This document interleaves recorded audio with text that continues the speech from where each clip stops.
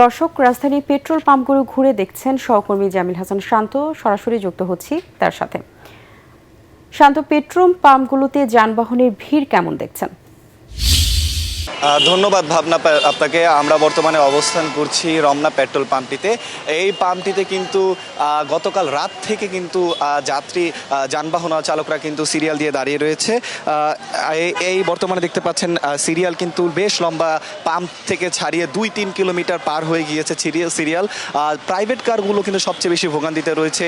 গতকাল রাত 12টা-1টা থেকে কিন্তু সিরিয়ালে দাঁড়িয়ে তারা আজ সকাল 11টা-12টা থেকে কিন্তু তারা তেল দেওয়া শুরু করেছে এই পাম্পটিতে। আসলে রাজধানীর বেশিরভাগ পাম্প বন্ধ থাকার ফলেই কিন্তু হাতে গোনা যে 2-1টি পাম্প খোলা রয়েছে সেগুলিতেই কিন্তু বেশ চাপ পড়ছে বলে আমাদেরকে পাম্প সংশ্লিষ্টরা জানিয়েছেন। আর অ্যাপের মাধ্যমে যে রেজিস্ট্রেশন করার প্রক্রিয়াটি রয়েছে সেটি কিন্তু সার্ভার জটিলতার কারণে আপাতত বন্ধ রয়েছে। এবং এই পেট্রোল পাম্পগুলোতে কিন্তু ভোক্তা অধিকারের কর্মকর্তারা পর্যবেক্ষণ করছে। মোটরসাইকেলগুলোতে সর্বোচ্চ 500 টাকার তেল দেওয়া হচ্ছে এবং প্রাইভেট কারগুলোতে 1500 থেকে 2000 টাকা পর্যন্ত তেল দেওয়া হচ্ছে। আসলে সাধারণ মানুষরা বলছে তাদের ভোগান্তি কোনোভাবেই শেষ হচ্ছে না। প্রায় 2 মাসেরও বেশি সময় ধরে কিন্তু তারা এই ভোগান্তিতে আসলে আছেন এবং কর্ম ঘন্টা কিন্তু তাদের অনেক ব্যয় হচ্ছে বলে আমাদেরকে জানিয়েছেন।